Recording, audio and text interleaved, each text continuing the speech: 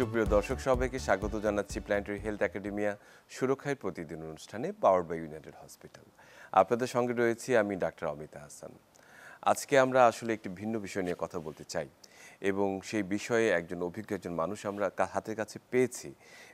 আমি তার আগে বলতে চাই যে হার্ট সার্জারি, বিশেষ করে কার্ডিয়াক সার্জারি নিয়ে আমরা একটা ভীতির মধ্যে থাকি যারা হৃদরোগে আক্রান্ত হয়েছেন এবং পরবর্তীতে যখন আপনাকে বলা হচ্ছে যে আপনার হার্টের বাইপাস সার্জারি লাগবে, তখন কিন্তু স্বাভাবিকভাবেই সেই রোগীটি সহ পুরো পরিবার একটি আশঙ্কার মধ্যে পড়ে যান এবং আমাদের মনের মাঝে একটা ভয় কাজ করে যে হার্ট সার্জারি অনেক বড় ধরনের সার্জারি, এর অনেক রিস্ক রয়েছে, আসলে এটা করবো কি না। আমরা নানান রকম মানুষের সাথে নানা রকম মতামত নিই এবং পরিশেষে যেটি হয় সেটি একটা কনফিউশনের মধ্যে পড়ে যায়। তো সেই সবগুলো জায়গা থেকে আমরা উঠে আসতে চাই আসলে এই হার্ট সার্জারির কখন প্রয়োজন, এর কিভাবে আসলে সেটি সহজে করা যায় এবং এর রিস্ক কতখানি, এর ঝুঁকি কতখানি, পরবর্তী জীবনে সেটি কতখানি প্রভাব ফেলবে, এই সবগুলো প্রশ্নের উত্তর আজকে আমরা খুঁজবো এই অনুষ্ঠানে। এবং আমাদের এই অনুষ্ঠানে আজকে আমাদের সঙ্গে যুক্ত রয়েছেন সুদূর যুক্তরাজ্য থেকে আসা ডাক্তার Syed Asif Arafat Sadiq, consultant cardiac aortic and minimal invasive surgeon, Sheffield teaching hospital যুক্তরাজ্য এবং honorary senior lecturer university of Sheffield যুক্তরাজ্য, এবং একই সঙ্গে উনি faculty lead cardiac surgery planetary health academia, যার সৌজন্যে আমরা আজকের প্রোগ্রামটি করছি। ডাক্তার সৈয়দ আসিফ আরাফাত সাদিক, আপনাকে স্বাগত আমাদের অনুষ্ঠানে। Thank you. তো আমি প্রথমেই আসলে আপনাকে ধন্যবাদ জানাতে চাই যে একদম সুদূর যুক্তরাজ্য থেকে এসে আপনি আমাদের সঙ্গে যুক্ত হয়েছেন কিছু ইনফরমেশন শেয়ার করার জন্য। তো একই সঙ্গে সেটিও আমরা জানতে চাই যে আমাদের দেশের প্রেক্ষাপটে আমরা যখন হৃদরোগীদের কথা চিন্তা করি, দেখা যাচ্ছে যে বেশিরভাগ ক্ষেত্রেই মানুষ অনেক সময় নিজের এই সম্পর্ক মানে যে সিমটমগুলো রয়েছে এগুলো সম্পর্কে অনেক ক্ষেত্রে অবহেলার মধ্যে থাকেন, তা অনেক সময় আমলে নিতে চান না। কি কি আসলে সিমটমগুলো থাকলে আসলে হৃদরোগের বিষয়ে আমাদের সতর্ক হওয়া উচিত? যদি একেবারে সহজ ভাষায় বলি তাহলে আমরা সাধারণত 3 ধরনের সিমটমকে গুরুত্ব দেই, যেটাকে আমরা বলি যে এটা হতে পারে আপনার হৃদরোগে কোনো সমস্যা। তার মধ্যে সবচেয়ে যেটা কমন সেটা হচ্ছে যে বুকে ব্যথা, এবং ব্যথাটা বিভিন্ন ধরনের ব্যথা হতে পারে। শুধুমাত্র যে বুকের মধ্যে তীব্র ব্যথা হবে তা না, বুকের মধ্যে একটা চাপ ধরনের অনুভব। অনেক সময় দেখা যায় যে ব্যথাটা বুকের বাঁ পাশে যায়, অনেক সময় ডান পাশে হতে পারে, ঘাড়ের দিকে, তারপর চোয়ালের দিকে ব্যথা যেতে পারে, পিঠের দিকে যেতে পারে। তো যে ধরনের যে কোনো ব্যথা বুকের রিলেটেড যদি হয় তাহলে সেটাকে অবশ্যই গুরুত্ব সহকারে ডাক্তারের পরামর্শ নেওয়া উচিত। দ্বিতীয় যে সমস্যাটা সাধারণত হয় রোগীদের সেটা হচ্ছে যে শ্বাসকষ্টের সমস্যা, এবং সাধারণত আমরা বিশেষ করে আমাদের সার্জারি স্পেশালিটিতে আমি এরকম প্রচুর রোগী পাই যারা বছরের পর বছর ডায়াগনোসিস হয়ে এসছে হচ্ছে অ্যাজমা, এবং অ্যাজমার জন্য তাদেরকে চিকিৎসা দেওয়া হচ্ছে কন্টিনিউয়াসলি, এবং তারা পরবর্তীতে যখন আমাদের কাছে আসে দেখা যায় আসলে তার সমস্যাটা অ্যাজমা শুরু থেকে কখনোই ছিল না, সমস্যাটা ছিল হচ্ছে হার্টের সমস্যা। এবং যখন হার্টের সমস্যার চিকিৎসা হয়ে যায় তখন রোগী আমাকে যখন পরবর্তীতে দেখাতে আসে তার প্রথম কথাটা হচ্ছে এটাই যে ডাক্তার আমি যখন 6 সপ্তাহ আগে যখন অপারেশন আগে যখন তোমাকে দেখালাম আর এখন আমি বিশ্বাসই করতে পারি না যে আমার শ্বাসকষ্টটা যে এতটুক বা আমি যে এত ইজিভাবে ব্রিথ করতে পারি এই জিনিসটা। এবং এটা আসলে আমরা ইগনোর করি এই কারণে যে আমরা এটাকে খুব গুরুত্ব সহকারে মানে চিন্তা করতে চাই না, এবং আমরা সবসময় যেটা হয় একটা ডিনায়ালের মধ্যে থাকি যে আসলে আমার কেন হার্টের সমস্যা হবে। এক্স্যাক্টলি এটা।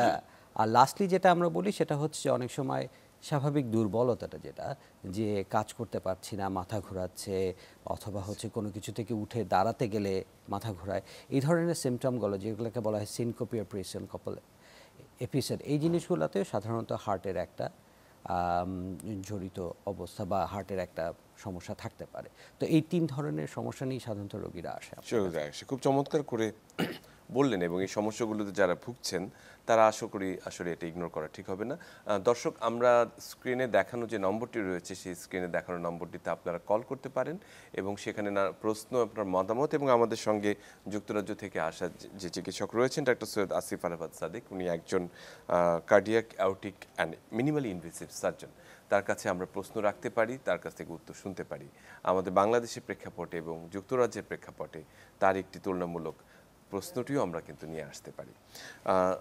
আরাফাত, আমরা যে প্রশ্নটিতে ছিলাম, জি। সেটি হচ্ছে যে আসলে যখন এই সিমটমগুলো হচ্ছে তখন ফাইনালি আপনারা যখন পেশেন্টকে ডায়াগনোসিস করছেন যে তার হার্টের ধমনীগুলোতে বা আর্টারিগুলোতে কোনো কারণে ব্লক রয়েছে বা সেটি আমরা যেটা বলি যে অ্যানজাইনা রয়েছে বা ইসকেমিক হার্ট ডিজিজ রয়েছে, তো সেটি পাওয়ার পর কোন জায়গাটি থেকে আপনারা চিন্তা করেন যে একটা সার্জারিতে যাওয়ার যে বিবেচনাটি সেটি কখন আসলে উঠে আসে? এটা এই জিনিসটাতে আমার মনে হয় আমাদের দেশ থেকে ইংল্যান্ডের সাথে একটা পার্থক্য আছে। পার্থক্য রয়েছে। এবং এই ব্যাপারটা হচ্ছে গিয়ে এটা একজনের ডিসিশন না। এই জিনিসটা যখন একটা রোগীর হার্টের ব্লক ধরা পড়লো, ব্লক ধরা পড়ার পরে 3 ধরনের ট্রিটমেন্ট সে পেতে পারে। এক হচ্ছে তাকে ওষুধপত্র দিয়ে ভালো করা যেতে পারে, 2 হয়তোবা তার স্টেন্ট লাগতে পারে, 3 হচ্ছে যে তার বাইপাস সার্জারি লাগতে পারে। কিন্তু কোন রোগীর কোন জিনিসটা লাগবে এটা কারো একার ডিসিশন না, এবং এটা আসে একটা মাল্টি ডিসিপ্লিনারি মিটিং থেকে, এবং যেটার মধ্যে আমরাও একটা পার্ট। সার্জারির লোক যেমন থাকে, কার্ডিওলজিস্ট থাকে, এবং তার সাথে জেনারেল ফিজিশিয়ান থাকে, এবং তাদের সবার সাথে একটা হচ্ছে কি গ্রুপ ডিসিশন হয় এই রোগে এই সমস্যা নিয়ে আসছে, তার আমরা কোন ধরনের চিকিৎসাটা দেব। এবং এটাতে যেটা হয় যে কারণ একটা গাইডলাইন থাকে যে এই ধরনের রোগীদের এটা দেওয়া উচিত, কিন্তু মানুষ তো আর একটা গাইডলাইন ফলো করে না। Every human being is different, এবং তাদেরকে ওভাবে করে ট্রিট করতে হয়। এই ইম্পর্টেন্ট জিনিসটাকে অ্যাপ্রিসিয়েট করতে হবে যে প্রত্যেকটা রোগী আলাদা, এবং তার সমস্যা অনুযায়ী তার জন্য কোন চিকিৎসাটা ভালো হবে ওই অনুযায়ী ডিসিশনটা নেওয়া, এবং তার বেনিফিটটি আসলে কোনটা সবচেয়ে বেশি আসবে, এবং একই সঙ্গে তার আর্থসামাজিক যে প্রেক্ষাপট এবং পেশেন্টের চয়েসের একটি পেশেন্ট। এবং এটা একটা বড় কথা বললেন এই কারণে, বিকজ মোর দেন 50% কেস হচ্ছে গ্রে এরিয়া। যখন হচ্ছে যে আপনি স্টেন্টও করতে পারেন, বাইপাস সার্জারি করতে পারেন, তখন আমাদেরকে রোগীদেরকে গিয়ে ওপেনলি বলতে হয় তুমি যদি স্টেন্ট করো এই হচ্ছে সুবিধা, আর যদি বাইপাস সার্জারি করো এই হচ্ছে সুবিধা এবং এই হচ্ছে রিস্ক। তখন রোগী একটা ইনফর্ম ডিসিশন নিতে পারে, এবং আমার মনে হয় এই জিনিসটা খুব গুরুত্বপূর্ণ যে রোগীর involvement. At the end of the day consent যে প্রসেসটা, এটা তো রোগীকেই করতে হবে। এটা তো আমরা হচ্ছে তাকে শুধুমাত্র ইনফরমেশনগুলো দিতে পারি, but at the end of the day decision তার কাছ থেকেই আসা। এই জায়গাটিতে কিন্তু আসলে আমরা একটু আমি বলবো যে একটি ডায়ালেমার মধ্যে থাকি, যে আসলে যখন পেশেন্ট ডায়াগনোসিস হয় মূলত সেটি যারা ক্লিনিক্যাল কার্ডিওলজিস্ট বা তাদের কাছে যখন যায় তখন পাল্লাটি তাদের দিকে ভারী হয়ে যায়, তখন আবার রোগীকে ইন্ডিভিজুয়ালি আবার কার্ডিয়াক সার্জনের কাছে যেতে হয়, তখন আবার সেই জায়গাটি আবার মনে করেন তারা জাস্টিফাই। এই রেফারেল সিস্টেমটা কিন্তু আসলে অত ওয়েল স্ট্যাবলিশ না। এই জিনিসটাই আমি বলবো যে এই জিনিসটা আসলে, কারণ এখানে আমরা এই দেশের রোগী চাইলেই আমি যে কোনো হার্ট সার্জন বা কার্ডিওলজিস্ট দেখাতে পারি।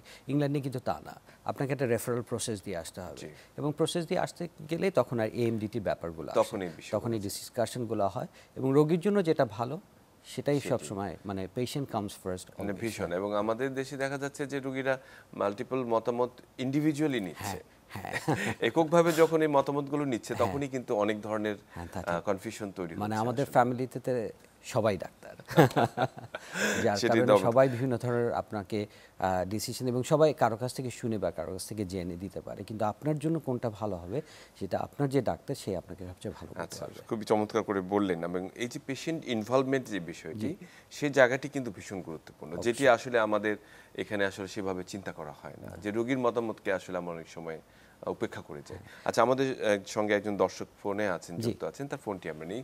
দর্শক, আপনার নাম এবং পরিচয় জানিয়ে, ঠিকানা জানিয়ে আমাদের প্রশ্নটি করুন। স্যার, আমার নাম হরিনারায়ণ তালুকদার, বরুড়া, কুমিল্লা। জি, আমি ওই গত বছর জুন মাসে আমি একটা পেসমেকার, পার্মানেন্ট পেসমেকার ব্যবহার করছি। জি জি, বলুন এখন কি সমস্যা হলো? এখন এই পরবর্তী স্টেজটা আমি জানতে চাইছি। মানে আচ্ছা, পেসমেকার এখনো আপনি মানে পেসমেকার লাগিয়েছেন এই তো গত বছর? ঠিক আছে। আর কোনো অসুবিধা হচ্ছে কি এখন, মানে কি অসুবিধার জন্য আমাদের ফোন করেছেন? না, আচ্ছা, কোনো অসুবিধা নেই, কি করবেন বুঝতে পেরেছি আপনার প্রস্তুতি। দর্শক, অসংখ্য ধন্যবাদ। আসলে উনি একটু ভিন্ন প্রেক্ষাপটে প্রস্তুতি করেছেন, যে পেসমেকার লাগানোর পরবর্তী যে জীবনধারার যে চিন্তা ভাবনা পরিবর্তন বা কি সতর্কতা এই বিষয়ে। তো সবচেয়ে বড় কথা হচ্ছে যে এটা আসলে তো স্পেশালিটি এটা কার্ডিওলজিদের জন্য। তবে আমি এইটুকু যেটা বলবো সেটা হচ্ছে যে পেসমেকার যখন একবার বসানো হয়ে গেছে এবং ওনার যেহেতু এখন আর কোনো ধরনের সিমটম নাই, তার মানে এটা হচ্ছে খুব ভালো কথা। হ্যাঁ, সো এটা কাজ করছে এবং উনি ভালো আছেন। তবে পেসমেকারে যেহেতু একটা ব্যাটারি থাকে, এটার একটা চেকিংয়ের ব্যাপার আছে এবং প্রতি 5 বছর বা 10 বছর পর পর এই পেসমেকারের বক্স হয়তো বা বদলাতে হতে পারে। এই জিনিসগুলো আপনার যে ডাক্তার করেছেন উনি আপনাকে বলতে পারবেন নেক্সট কখন ফলো আপ করতে হবে। অন্যান্য সাধারণ লাইফের অ্যাক্টিভিটির মধ্যে কোনো ধরনের রেস্ট্রিকশন কোনো কিছু নাই, তবে কিছু ইনভেস্টিগেশন করতে গেলে এই ডাক্তারকে জানাতে হয় যে পেসমেকার আছে আমার। কিছু কিছু ইনভেস্টিগেশন যেমন এমআরআই টেস্ট করতে গেলে পেসমেকার একটা প্রবলেম ক্রিয়েট করতে পারে, যার কোনো এই টেস্টটা জানানো। আদারওয়াইজ যদি এটা কাজ করে এবং আপনি ভালো আছেন, এর থেকে আর ঠিক চিন্তা আছে, করার এবং কিছু ফলো নেই। আপটি প্রয়োজন Follow যে up টি আসলে প্রয়োজন। প্রতি যে চেক করা। খুব চমৎকার করে বললেন আসিফ। আমরা আসলে আরেকটি মানে যে একটু গভীর চিন্তা ভাবনার মধ্যে যেতে যাচ্ছিলাম সেটি হচ্ছে যে এই যে একটি মাঝামাঝি গ্রে জোন কাজ করে, জি। যে আসলে রোগী কোন দিকে যাবে, জি। সার্জারির দিকে যাবে জি, অথবা জি। কনভেনশনাল বা ইন্টারভেনশনের দিকে যাবে। আপনারা আসলে সার্জারি সাইটটি কখন বিবেচনা করেন? একটা মানে আমাদের হার্টের তো মূলত তিনটা আর্টারি থাকে, যে কোথায় কত পার্সেন্ট ব্লক থাকলে মানে কোথায় থাকলে সার্জারির কথা আমরা আসলে অ্যাক্টিভলি চিন্তা করি। এইখানে যে জিনিসটা আমি বলে দিই যে আগে একটা ধারণা ছিল যে এরকম ব্লক হলেই সার্জারি Surgery, আর এরকম ব্লক হলে স্ট্যান্ড। আমি মনে করি যে সেই জিনিসটার মধ্যেও এখন একটা গ্রে এরিয়া চলে আসছে চলে এসেছে। এবং স্ট্যান্টের ইভলভমেন্ট এখন এমন হয়েছে যে স্ট্যান্টটা যে কোনো ক্ষেত্রে স্ট্যান্ড করা সম্ভব, কিন্তু প্রবলেমটা হচ্ছে করা সম্ভব মানেই যে করাটা উচিত তা না। তা নয়। আপনি যদি একটা রোগী আপনার কাছে ব্লকেজ নিয়ে আসে, আমাদেরকে তখন যেটা বলতে হয় যে এই ধরনের রোগী, তোমার যদি ডায়াবেটিস থাকে বা যদি স্টেন্টটা খুবই একটা রক্তনালীর একেবারে শুরুর দিকে যদি ব্লকেজটা হয় এবং সেক্ষেত্রে যদি তোমার স্টেন্ট করানো হয়, তুমি সিমটম হয়তো বা ভালো হয়ে যাবে, বাট একটা ভেরি হাই চান্স আছে যে তোমার এটা খুব অল্প কিছুদিনের মধ্যে আবার রিকার করতে পারে। তখন হয়তো তোমার আবার স্টেন্ট লাগবে বা বাইপাস সার্জারির দিকে যেতে হবে। এখন একটা পেশেন্ট যদি খুব ইয়াং এজ হয়, তখন আমরা রেকমেন্ড করি ঠিক আছে এখন স্টেন্ট করো, give him another few years, এবং তারপরে যদি বাইপাস লাগে আমরা তো আছি করে দেব। এবং সেটা হচ্ছে যে বাইপাস সার্জারি করা মানে তো হচ্ছে ইউ কমিট ইউর সেলফ। তো তার আগে স্টেন্ট যদি করা সম্ভব হয় অবশ্যই সেটা বিবেচনা করা উচিত। রক্তনালী যদি ডিফিউজলি ডিজিজ থাকে, তার মানে সবগুলো আর্টারির মধ্যে কিছু কিছু ব্লক আছে, তখন সেই সব ক্ষেত্রে স্টেন্টের থেকে সার্জারি অনেক বেটার, কারণ সেই ক্ষেত্রে আপনি পুরোপুরি হার্টের যে রিভ্যাসকুলারাইজেশন যেটাকে আমরা বলি বা রক্ত সঞ্চালনটাকে পুরোপুরি করাটা, এটা সম্ভব হয় বাইপাস সার্জারির মাধ্যমে। খুবই চমৎকার করে আসলে অল্প কথায় বললেন। আমাদের সঙ্গে আরেকজন দর্শক যুক্ত আছে, তার ফোনটি আমরা নিই। দর্শক, আপনার নাম এবং কোথা থেকে বলছেন জানিয়ে প্রশ্নটি করুন।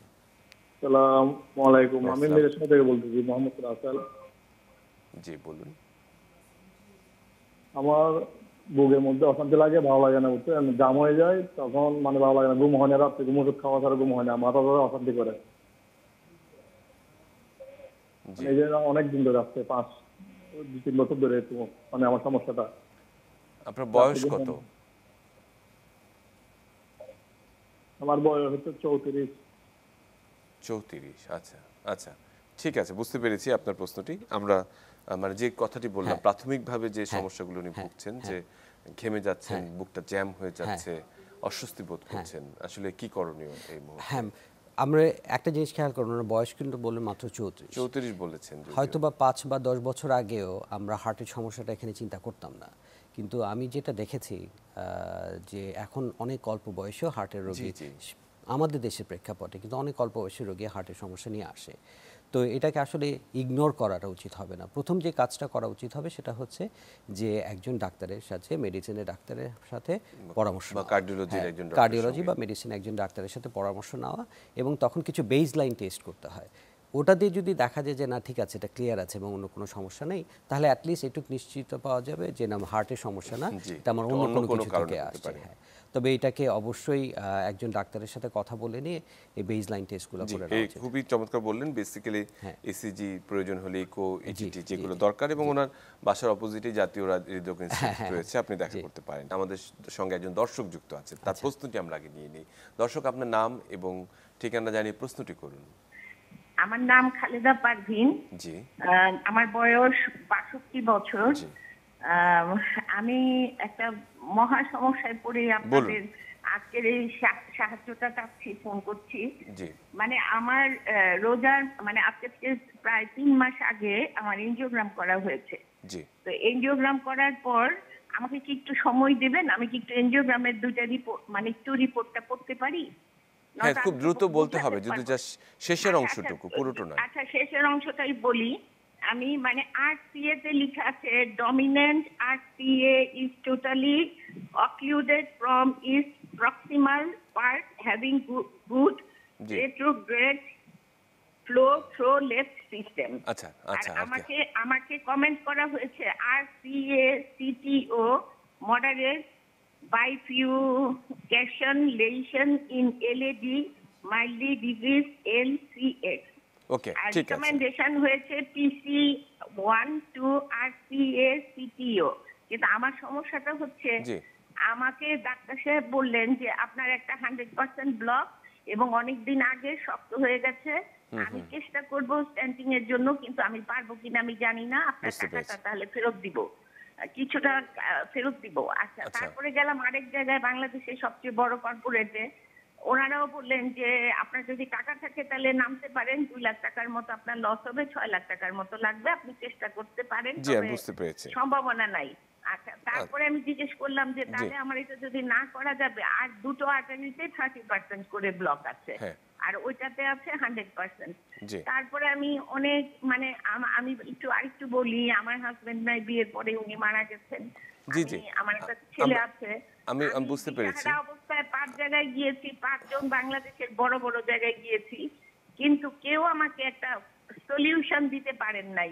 জি। লাস্টলি আমাকে একজন বললেন যে আপনার এটা বাইপাস হবে না, কারণ এটা এই জায়গার এই আর্টারি, এবং বাইপাস করতে গেলে আপনার আবার জীবন নিয়ে টানাটানি হতে পারে, আর স্টেন্টিং তো করা যাবেই না, কারণ এটা ইনজুরি হয়ে যেতে পারে, এটা পারফোরেশন হয়ে যেতে পারে, আপনার পক্ষে সম্ভব না, আপনাকে এইভাবেই চলতে হবে। বুঝতে পেরেছি। এবং আপনার যেহেতু প্রবণতাটা আছে 30% দুটোতে আছে, এটাও হয়তো 3 মাসে আরো একটু বেড়ে টেড়ে গেছে। এখন আমি এমন একটা হতাশ অবস্থায় আছি, আমাকে একটু কাইন্ডলি জি, আমি বুঝতে পেরেছি আপনার প্রশ্নটি। জি, আমরা অসংখ্য ধন্যবাদ দর্শক খালেদা। আপনার ওনার প্রশ্নটি আমরা আগে উত্তরে আসছি, পরে আমরা আরেকজন দর্শক জি, জি, যাব। জি। আচ্ছা, উনি যে সমস্যার কথাটি বললেন, আশা করছি আমরা বুঝতে পেরেছি হ্যাঁ, যে ওনার RCA তে RCA টা completely blocked আছে, জি, রয়েছে এবং হ্যাঁ। সেটি খুবই আমার ধারণা ক্যালসিফাইড হয়েছে এবং সেটি করতে জি। সমস্যা। হ্যাঁ, এই প্রশ্ন RCA করছেন। CTO মানে এটা অনেকদিন ধরে ব্লক হয়ে গেছে। Block হয়ে আছে। এখানে স্টেন করাটা সবসময় এটা কমপ্লিকেটেড।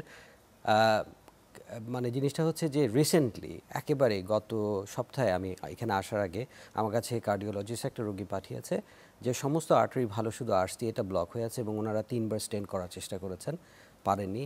কিন্তু রোগীর কন্টিনিউয়াসলি সিমটম হচ্ছে এখন বাইপাসের জন্য আমাকে পাঠানো হচ্ছে। এটা কিন্তু বাইপাসের খুব কমন কেস না, No, কিন্তু তারপরে আর কোনো অপশন নাই দেখে পাঠানো হয়েছে আমার কাছে। আমি রোগীকে বাইপাসের জন্য আমার ওয়েটিং লিস্টে দিয়ে দিয়েছি। এখন আমি যখন ওর টাইম আসবে তখন ওর বাইপাস করে দিব। তো আপনার ক্ষেত্রে যেই সমস্যাটা, একটা জিনিস আমি জানা হলো না, সেটা হচ্ছে যে আপনার এখনকার সমস্যাটা কি। আচ্ছা। কারণ ব্লকেজ 30% যেটা উনি বললেন, এটাতে কোনো ধরনের কোনো স্টেন কিছু লাগার কোনো কারণ নাই। হ্যাঁ, এটা শুধু যদি আসলেই 30% হয়ে থাকে তাহলে শুধুমাত্র ওষুধপত্রই আপনার জন্য যথেষ্ট। কিন্তু আপনার যেটা হচ্ছে 100% ব্লক আছে যেই সাইডে, এবং এটা যদি আপনাকে কি ধরনের সিমটম দিচ্ছে তার উপর ডিসিশনটা নিতে হবে। যেমন আমি যে রোগীর কথাটা বললাম, তার যেহেতু কন্টিনিউয়াসলি চেস্ট পেইন হচ্ছে, দেয়ার আর নো আদার অপশনস, তাই তাকে বাইপাস সার্জারি করা বলা হয়েছে। তো আপনার ক্ষেত্রে যদি কোনো সিমটম না থাকে, সেক্ষেত্রে আর কোনো কিছু না করলে শুধুমাত্র ওষুধপত্র দিয়ে হয়তোবা আপনি ভালো থাকতে পারেন। কনজারভেটিভলি যদি manage conservatively manage should be the first prevented priority. যে বিষয়গুলো রয়েছে, লিপিডের পরিমাণটি ওষুধের, নিয়ন্ত্রণ হ্যাঁ, হবে। এক্স্যাক্টলি। অসংখ্য ধন্যবাদ। আমি এই তথ্যটি চাচ্ছিলাম। বগুড়া থেকে যিনি জি। প্রশ্নটি করেছিলেন, যিনি আমার হাজবেন্ডের বিষয়ে যে অ্যানজিওগ্রাম করতে বলেছেন, উনি এখন কি করবেন? আচ্ছা, প্রথম কথা হচ্ছে দিশেহারা হওয়ার কোনো কারণ নাই। অ্যানজিওগ্রামটা হচ্ছে খুবই সহজ একটা পরীক্ষা, এবং এই পরীক্ষাটা এখন এতই আধুনিক হয়ে গেছে এবং এতই একটা রুটিন প্রসিজার হয়ে গেছে যে এখানে আসলে কোনো ধরনের দুশ্চিন্তা করার কোনো কারণই নেই, এবং এটা ছাড়া পরবর্তী কোনো স্টেপ নেওয়া সম্ভব না। সো আপনাকে অ্যানজিওগ্রামটা করতেই হবে, এবং এটাই হচ্ছে মাস্ট। যে এটি ডিসিশন, মানে আপনি দিশে হওয়ার কোনো কারণ নেই, একেবারেই না, অ্যানজিওগ্রাম করতে হবে। খুবই চমৎকার করে আসলে আমরা আজকে দর্শকদের যে সম্পৃক্ততা, সেটি আমাদেরকে নিশ্চয়ই আরো অনুপ্রাণিত করছে। অবশ্যই। আমি আরেকটি যেটি আসতে যাচ্ছিলাম যে বাইপাস বা জি। কর্নারি আর্টারি বাইপাস গ্রাফট সিবিজি যেটা আমরা বলি না কেন, সেটি সবচেয়ে লিডিং অপারেশন, মানে কর্নারি সার্জারি বা ক্ষেত্রে আপনাদের ক্ষেত্রে সবচেয়ে বেশি আপনারা পান। সেক্ষেত্রে আসলে এর আধুনিকায়ন কি হয়েছে? আগে যেরকম বাইপাস করা মানে সবাই সবার কাছে বিদায় নিয়ে নিত যে বোধহয় আর দেখা হবে কিনা, কিন্তু আস্তে আস্তে কিন্তু সময়ের সাথে সাথে কিন্তু এর অনেক কিছু আধুনিকায়ন হয়েছে। অবশ্যই, হ্যাঁ। বর্তমানে আপনারা বাইপাস সার্জারি কতখানি ঝুঁকিপূর্ণ বা ঝুঁকিমুক্ত কতখানি সেটি বলছি। খুব ভালো একটা প্রশ্ন করেছেন, কারণ একটা জিনিস আমি যদি সম্ভব হয় আজকে এই প্ল্যাটফর্মের মাধ্যমে সবাইকে জানাতে যাচ্ছি যে বাইপাস সার্জারির যে ঝুঁকির যে ব্যাপারটা, এটা এখন একেবারেই নাই বললেই চলে।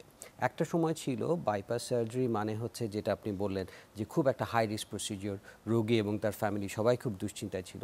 এখন বাইপাস সার্জারির ক্ষেত্রে মৃত্যু হার বলা হয় লেস দেন 1%। তার মানে একজন রোগী যদি বাইপাস সার্জারি করায়, এই রোগীর অপারেশন থেকে মৃত্যুর ঝুঁকি হচ্ছে লেস দেন 1%। মানে এটা হচ্ছে অন্যান্য বিভিন্ন ধরনের আদার অপারেশন থেকেও কিন্তু এটার রিস্ক কমে গেছে। তবে এটা পেশেন্ট টু পেশেন্ট ভ্যারি করতে পারে। এখন আপনি রোগীর আপনার আনুষঙ্গিক আর কি প্রবলেম আছে তার উপর এটাকে ইম্প্যাক্ট ফেলতে পারে।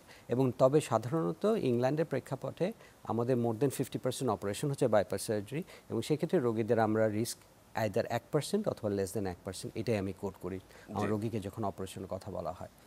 এবং আধুনিকায়নের মধ্যে সবচেয়ে বড় যে জিনিসটা হয়েছে সেটা হচ্ছে যে মিনিমাল ইনভেসিভ সার্জারির ইভলভমেন্টটা, যে বুক না কেটে বুকের বাম পাশ দিয়ে ছোট একটা ছিদ্র করে আপনি সেই অপারেশনটাই করছেন, কিন্তু সেই ক্ষেত্রে হচ্ছে কি বুকটাকে কাটাটাকে অ্যাভয়েড করা যাচ্ছে। হ্যাঁ, এখানে রোগীর যেটা হয় যে রোগীর রিকভারিটা খুব দ্রুত হয়।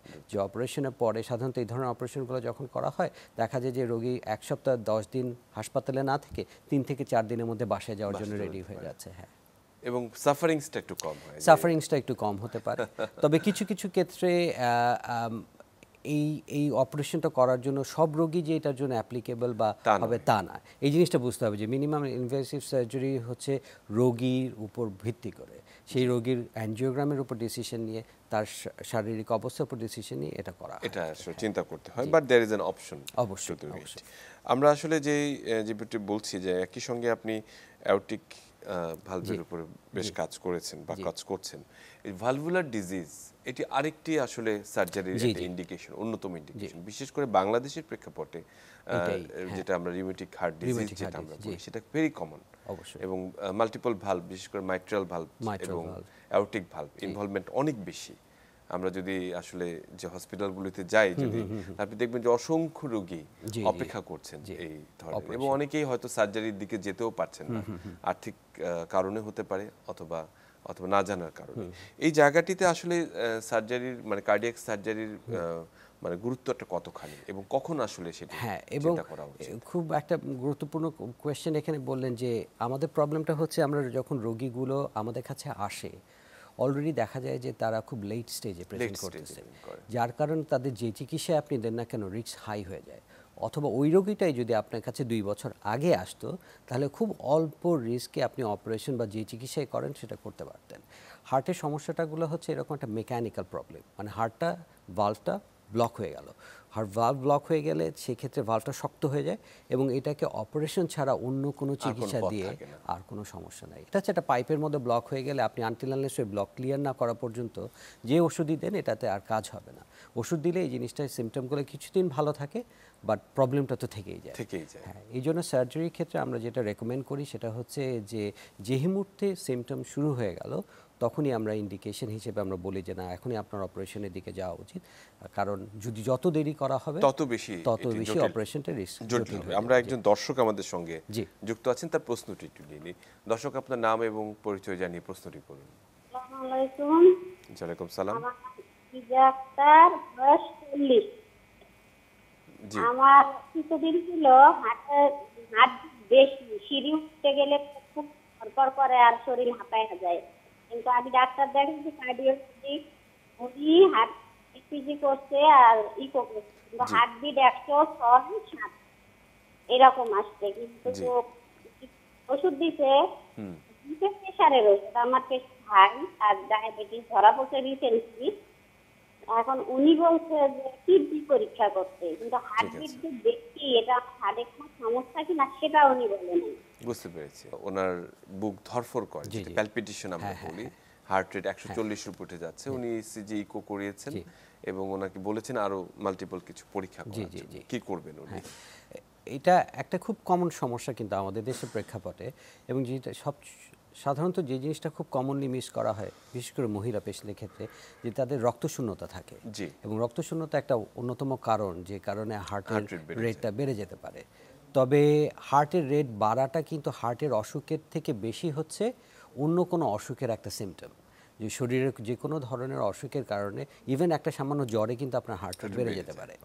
তবে ইসিজি যদি স্বাভাবিক থাকে এবং অন্য ইকোকার্ডিওগ্রাম যেটা করা হচ্ছে এটা যদি স্বাভাবিক থাকে, তার মানে এই সমস্যাটা হার্ট থেকে আসছে না, এটা হয়তোবা অন্য কোনো একটা অসুখের জন্য, এই কারণে হয়তোবা কিডনির যে টেস্টের কথাটা বললেন ওরকম কিছু একটা করা সম্ভব, বা একটা মেডিসিনে ডাক্তার সেই জিনিসটাকে দেখবেন।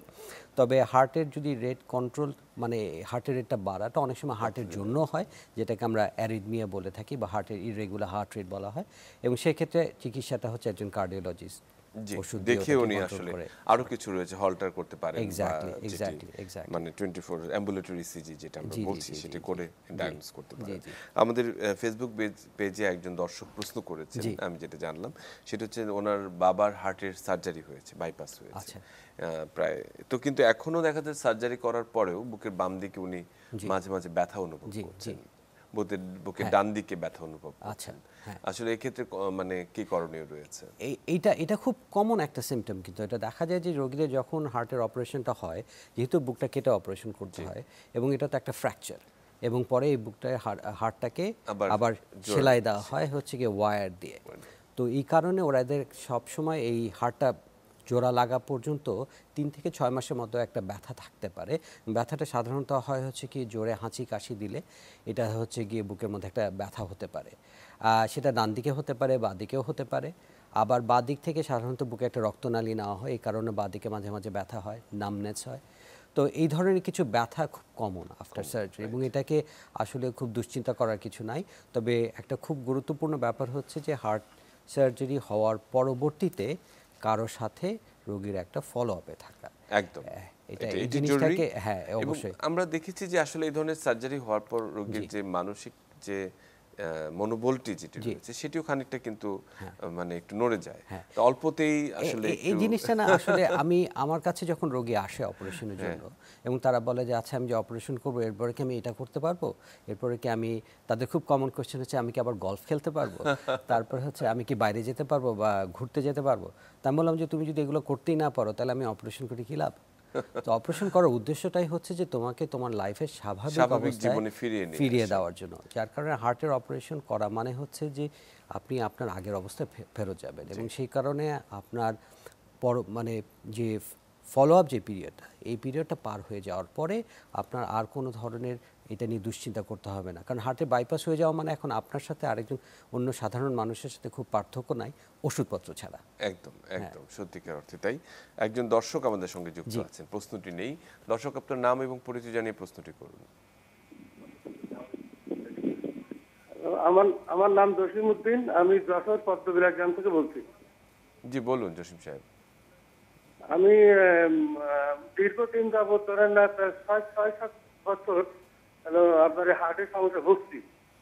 আপনার ওই এনজিওগ্রাম করার কথা পরামর্শ দিয়েছিল ডাক্তার সাহেব, আমি এনজিওগ্রাম করাইছি। এখন এনজিওগ্রামে রিপোর্ট আসছে যে আমার একটি সম্পূর্ণ ব্লক হয়ে গেছে। আচ্ছা, এখন আর পুনরায় আমি আবার এনজিওগ্রাম করতে চাচ্ছি, তাই একটি আমার প্রয়োজন আছে স্যার। কতদিন আগে করা হয়েছে? আচ্ছা, দর্শক কি যুক্ত আছেন আমার সঙ্গে? জি স্যার। আচ্ছা আচ্ছা, কতদিন আগে এনজিওগ্রাম করেছেন? এনজিওগ্রাম করছি 2 বছর আগে স্যার। 2 বছর আগে। এখন কয়টি ব্লক পাওয়া গেছে আপনার সেই এনজিওগ্রামে? আমার একটি সম্পূর্ণ ব্লক ডাক্তার সাহেব বলছেন। একটি বলেছেন সম্পূর্ণ ব্লক। এখন আপনি আবার পুনরায় এতদিন ওষুধ খেয়েছেন, এখন আবার কি করা যায় সেই উনি আসলে ওষুধ চলছে। বুঝতে পেরেছি। তো এইটার ক্ষেত্রে সাধারণত যেটা হচ্ছে যে আপনার যদি কোনো ধরনের সিমটম না থাকে এখন, তার মানে ওষুধ আপনার জন্য কাজ করছে এবং ওষুধটাই চলতে থাকবে। সাধারণত যদি এখন এই অবস্থায় দেখা যায় যে ওষুধের পরবর্তীতেও আপনার শ্বাসকষ্ট বা বুকে ব্যথা এই সিমটমগুলো পারসিস্ট করছে, তার মানে হয়তো বা ব্লক অন্য জায়গায় হতে পারে, অথবা হার্টের মাংস কিছুটা দুর্বল হয়ে গেছে, সেই জন্য সেক্ষেত্রে পরবর্তীতে আরেকটা অ্যানজিওগ্রাম করা হচ্ছে রেকমেন্ডেড। বর্তমানে আবার কি অবস্থায় আছে? এবং সাধারণত আমরা বলি 1 বছরের মধ্যে রিপিট অ্যানজিওগ্রাম করার দরকার পড়ে না।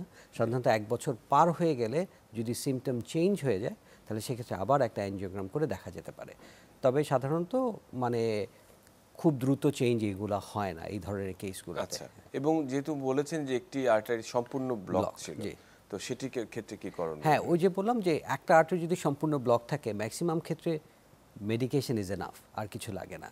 কিন্তু সেই ক্ষেত্রে যদি সিমটমের উপর ডিপেন্ড করে, এখন যদি তার কন্টিনিউয়াসলি বুকে ব্যথা হয়, শ্বাসকষ্ট থাকে, সেই ক্ষেত্রে ওই আর্টারিটা খোলাটা প্রয়োজন কিনা তার জন্য আরও একটা টেস্ট করতে হবে যে হার্টের মাংসপেশিটা দুর্বল হয়ে গেছে কিনা। যদি দেখা যায় হার্টের মাংসপেশি দুর্বল হয়ে গেছে তাহলে হয়তো বা একেবারে ওই জায়গাটা একটা হার্ট অ্যাটাক হয়ে ক্ষত হয়ে গেছে, সেই ক্ষেত্রে কোনো কিছু করার আর দরকারই নেই। দরকার পড়ে না, যেটা আমরা পারফিউশন বলি যেটি আর কি, মানে সেটি কতখানি যে জুভেনাইল করা যাবে সেটি। আর আরেকজন দর্শক রয়েছেন যুক্ত, ফোনটি নেই। দর্শক, আপনার নাম এবং ঠিকানা জানিয়ে ফোনটি মানে প্রশ্নটি করুন। আসসালামু আলাইকুম। জি, ওয়ালাইকুম সালাম। স্যার, আমি একজন হার্টের পেশেন্ট। জি আমার একবার হার্ট অ্যাটাক হয়েছে। জি। আমি কিছুদিন ভর্তি ছিলাম। ভর্তি থাকার পর আমি আসলে আমাকে অনেকগুলো ওষুধ, ইসিজি অনেকবার করাইছে। আমাকে বলছে যে হার্ট অ্যাটাক, আমি বিভিন্ন ধরনের ওষুধ খাচ্ছি। আমাকে এনজিওগ্রাম করে রিং করাতে বলছে। স্যার, আমি এখন কি করব? অ্যানজিওগ্রাম করেছেন আপনি? না না না, করেননি, কিন্তু করতে বলেছেন। বুঝতে পেরেছি আপনার বিষয়টি। আমাদের এই দর্শকটি আসলে হার্ট অ্যাটাকে আমরা আসলে এরকম একটা সিমিলার বোধহয় একটা প্রশ্ন পেলাম। যদি হার্ট অ্যাটাক হয় তাহলে অ্যানজিওগ্রাম করতে হবে, এটার কোনো বিকল্প নাই। কারণ অ্যানজিওগ্রাম করার আগ পর্যন্ত আপনি জানতে পারবেন না যে আপনার অ্যাকচুয়ালি হার্ট অ্যাটাকটা কেন হয়েছে। এবং এটা হয়তো বা খুব মাইনর একটা ব্লক যার কারণে কিছুই লাগবে না, অথবা এমন হতে পারে যে খুব এক্সটেন্সিভ ব্লক যার কারণে হয়তো বা আপনাকে স্ট্যান্ড বা অন্য কোনো চিকিৎসা সার্জারির মতো লাগতে পারে। তাহলে অ্যানজিওগ্রামটি করাটাই সবচেয়ে বুদ্ধিমানের কাজ হবে আসলে।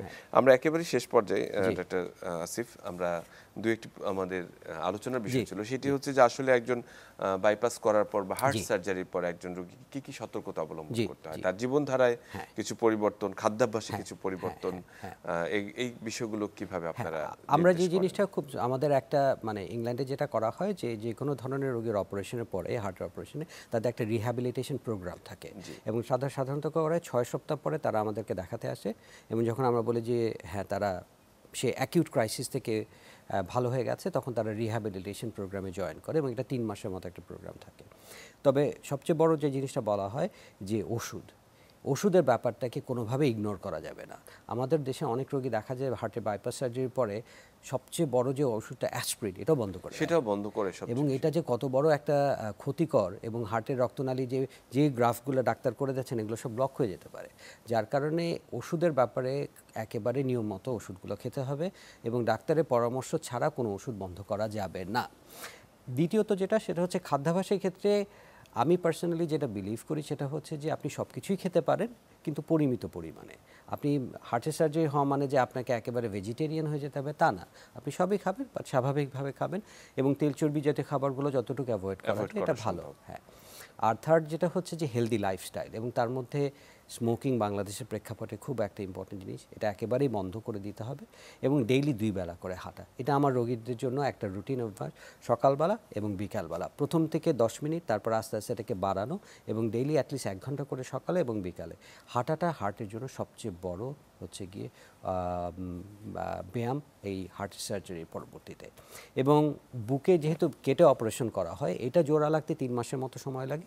এই 3 মাসের মধ্যে আমরা কোনো ধরনের হেভি জিনিসকে তোলা বা এক্সারসাইজ করা থেকে মানা করে দিই, বা 3 মাস পরে আপনি একদম নর্মাল মানুষের মতো লাইফস্টাইল। এবং একই সঙ্গে যদি তার কোনো কোমরবিডিটিস থাকে, ডায়াবেটিস, উচ্চ রক্তচাপ, অবশ্যই সেগুলো এই জিনিসগুলোকে তো ওষুধপত্র দিয়ে বললাম, ওই ওষুধপত্র দিয়ে নিয়ন্ত্রণে রাখা। বাট এছাড়া উনি স্বাভাবিক জীবনযাপনে ফিরে আসতে পারবেন, ওনার কাজে আসতে পারবেন। যে খুবই চমৎকার করে বললেন ডাক্তার সৈয়দ আসিফ আরাফাত সাদেক, এবং আমার ধারণা যে আপনার এই মূল্যবান মতামতের মাধ্যমে আমাদের দর্শকরা নিশ্চয়ই উপকৃত হয়েছে। আজকে আসলে আমরা একেবারেই শেষ পর্যায়ে, নিশ্চয়ই অনেক কিছু জানার ছিল। পরবর্তী কোনো সময় আপনার সাথে আবারও এক স্ক্রিনে দেখা হবে আশা করছি। অসংখ্য ধন্যবাদ আপনাকে। আপনাকে ধন্যবাদ। সুপ্রিয় দর্শক, আমরা আসলে এতক্ষণ কথা বলছিলাম যে হার্টের সার্জারি, এই বিষয়টি নিয়ে আমাদের মনে যে সংশয় রয়েছে, কখন প্রয়োজন, কিভাবে প্রয়োজন, কেন প্রয়োজন, এই সবগুলো বিষয় নিয়ে আমরা কথা বলেছি। ফেলছি। আমাদের দর্শকরা আমাদের সাথে সম্পৃক্ত ছিলেন এবং আশা করছি যে আসলে সুস্থ যে হেলদি লাইফস্টাইল যদি আমরা মেনটেন করতে পারি এবং একটি স্ক্রিনিং যাদের প্রয়োজন যে হার্টের একটি চেক আপ যে একটি বয়সের পরে যখন প্রয়োজন সেটি যদি আমরা নিয়মিতভাবে করতে পারি এবং প্রতিদিন যে খাদ্যাভ্যাসটি রয়েছে আমরা সুষম খাদ্য অভ্যাস এবং একই সঙ্গে হাঁটা যে কায়িক যে শ্রমটি বিষয় রয়েছে সেটিকে কিন্তু ভুললে চলবে না।